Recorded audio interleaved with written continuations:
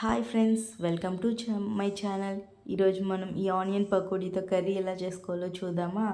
అసలు మనకి పకోడీ అంటేనే పడి చచ్చిపోతాము. అలాంటిది పకోడీతో కర్రీ కూడా చాలా బాగుంటుంది. ఆనియన్ పకోడీ కర్రీని ఎలా ప్రిపేర్ చేసుకోవాలో మనం చూద్దాం. చాలా అంటే చాలా బాగుంటుంది. రైస్లోకి, ఇడ్లీలో కూడా చాలా బాగుంటుంది. ఇది ప్రిపేర్ చేసుకోవడానికి ముందుగా కడాయి పెట్టి అందులో కాస్త నూనె వేసి, ఆ నూనె బాగా వేడైన తర్వాత కొద్దిగా ఆవాలు, జీలకర్ర వేసుకోవాలి.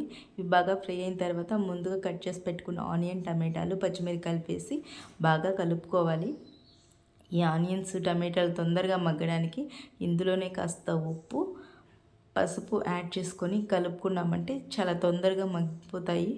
అంతేకాకుండా సిమ్లో పెట్టి మగ్గించుకోవాలి.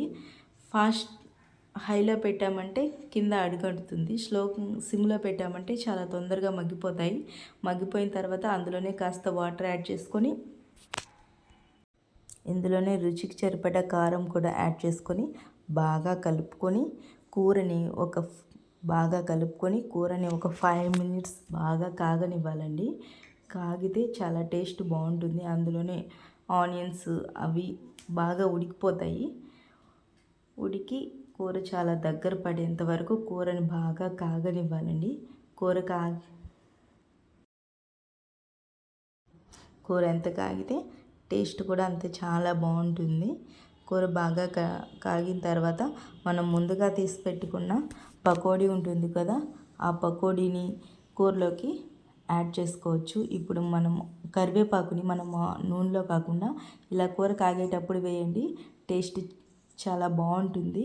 పకోడీని యాడ్ చేసుకొని ఒక 3 మినిట్స్ పాటు కూరని బాగా కాగనివ్వాలి. కాగిన తర్వాత అందులోనే గరం మసాలా పౌడర్ని యాడ్ చేసుకొని